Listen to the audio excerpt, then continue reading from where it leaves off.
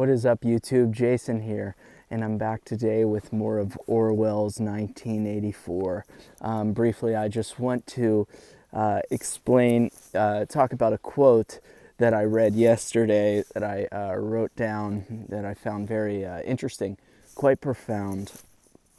Sort of speaks to like a level of deterministic way of living.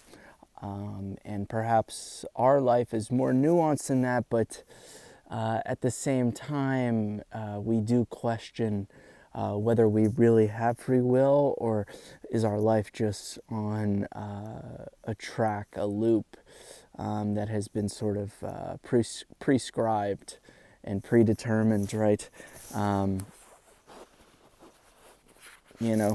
So let me read this quote. It comes at the end of chapter 1, part 2. After Winston goes over to Mrs. Parsons, I believe, to fix her sink, right? The children, it's sort of disturbing that the boy and the girl are both pointing. I'm standing on ice, so if you hear cracking and me sort of flinching for a moment, that's why. But the boy and the girl, they're young. They're too young to really be intimidating. But Winston knows what's so disturbing about this is that in a few years, Mrs. Parsons will be fearing her own children because this happens quite a lot in Airstrip 1 in Oceana, where the children, they'll go and they'll tell on their parents. They'll tell on them for crimes against Big Brother, right? Perhaps for opposing them, some form of unorthodoxy, right? And there'll be a child hero, and it seems as though the children in this world have more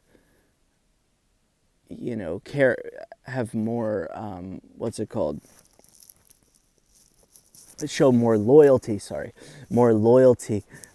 the party, to Big Brother, than to their own parents. And I guess that ties in, right? Because Big Brother, of course, has seeped into every facet. Like the creases on Miss Parsons' face that hold the dust, that contain particles of dust, are like how Big Brother's, the dogma, the ideology, has seeped into every crevice imaginable. And that's why this quote is so powerful and holds truth, right? Rings true in such a universe. Orwell, after helping Mrs. Parson returns to his place, and before having to head back to the Ministry of Truth. I believe it said he's on his lunch break.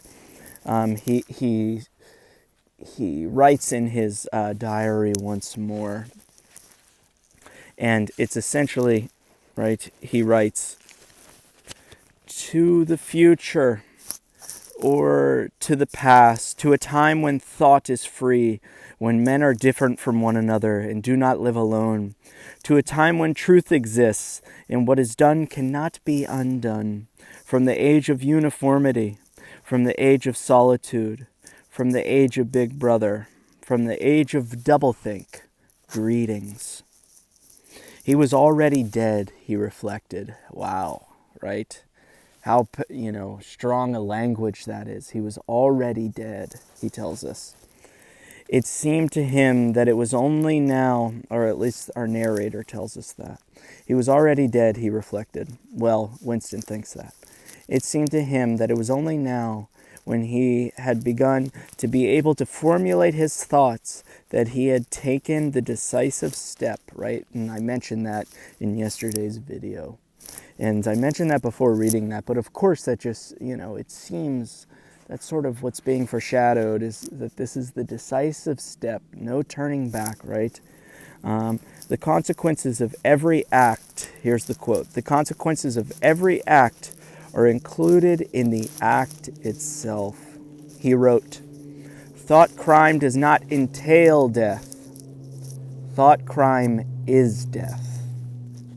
Now that he had recognized himself as a dead man, it became important to stay alive as long as possible. Sorry, my bookmark's floating away, or blowing away here.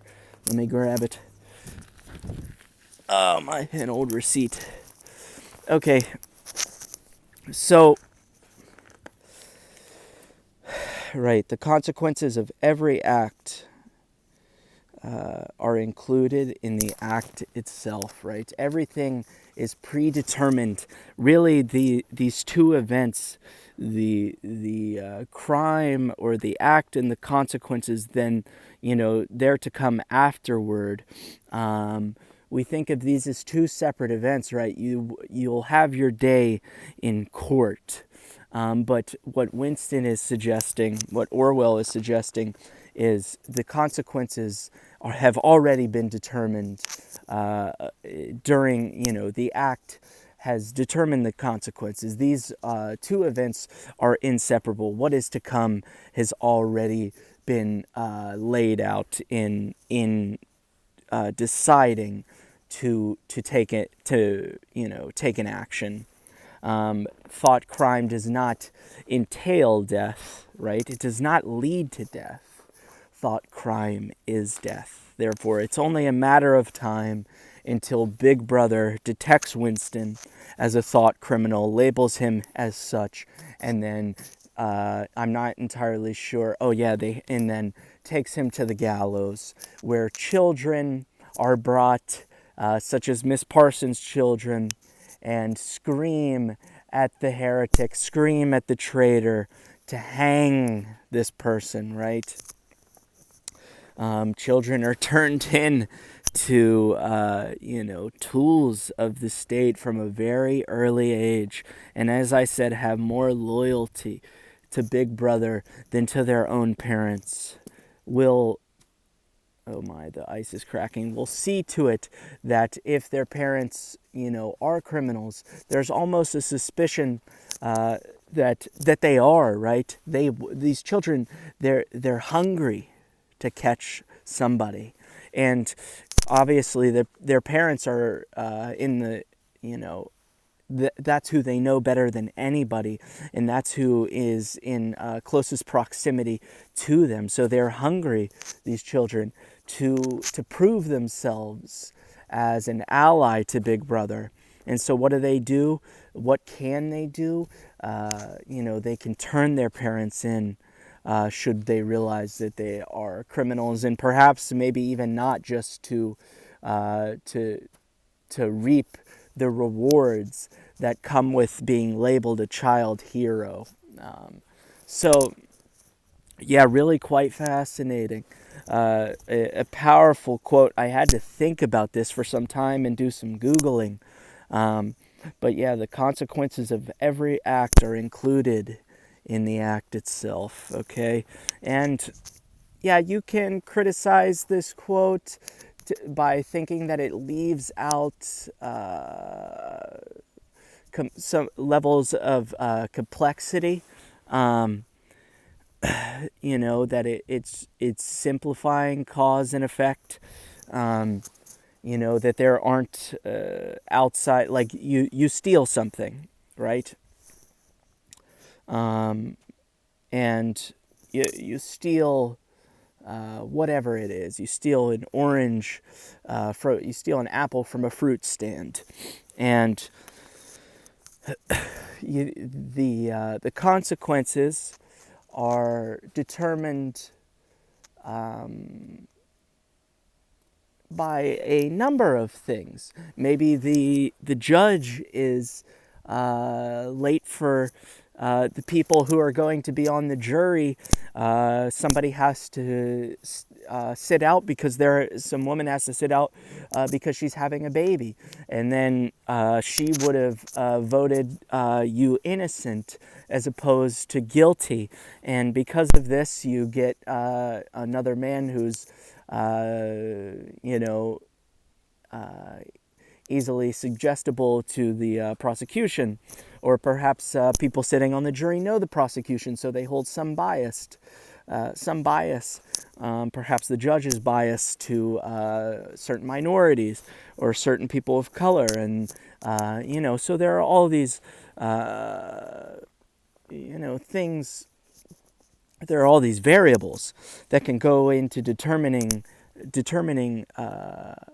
punishment, right? But in Winston's world, in Winston's, oh my, I better get to the side. If you can hear that ice cracking, in Winston's state, right? It's been decided. He made the decisive act. Now he's essentially running for as long as he can, right? Now that he's a dead man, he might as well. What's it said? Now that he has recognized himself as a dead man, it became important to stay alive as long as possible, to outrun the thought police, right? For as long as possible, because they will inevitably catch up with him. So, yeah, really quite a fascinating quote, and it really just puts on display the level of control Big Brother has over all people, all citizens, right? That the like I said, that the consequences, that the punishment is inherent in the act itself. It's you are deciding your punishment by choosing to act. Because you already know, if you living in this state, you already know what's going to come of thought crime. You're dead, right? You're going to be executed. You know this. There's no room for defense. There's no hiring a lawyer to speak on your behalf who knows the laws better than you. There's no fixing the jury a certain way, or et cetera, et cetera. There's no mistrials. There's action. There's there's conformity. There's being servile. There's being subservient in living, and then there is transgressing against Big Brother, and there's opening a diary and committing thought crime and waiting for the knock on your door, the inevitable knock on your door to come in the middle of the night, taking you out of bed, and then essentially waiting to be called a traitor and a heretic by everybody and everybody's children as they watch the hangman flip the switch, flip the lever, and the floor drops out beneath your feet, and your neck hopefully breaks before the air is, before the noose cuts off your air supply. Cuts off your oxygen supply, right? So yeah, it's just like I said, it highlights the level of control the government has, and how its reach is so far and so ubiquitous, right? The government is so ubiquitous that it's essentially everywhere, that the punishment has already been decided once the action has occurred, right? Once the act has occurred. So Winston may count himself, he's a dead man walking, but really right now, I guess for the remainder of the story, we'll see how far he can walk, right? And which direction he walks, and what he can achieve while he's still upright walking on his own, of his own accord, what he can achieve during this period of time until the thought police comes for him, until Big Brother comes for him. So yeah, thanks for watching. I'm going to continue reading. I've got chapter 1, part 3 next to read, and then yeah, I'll be making more videos. I'm really enjoying on 1984. I'm really enjoying this text thus far. I think it's a really strong, really well written text, and it also just falls right in there with sort of my interest in literature. So yeah, thank you guys. I'll see you in the next one.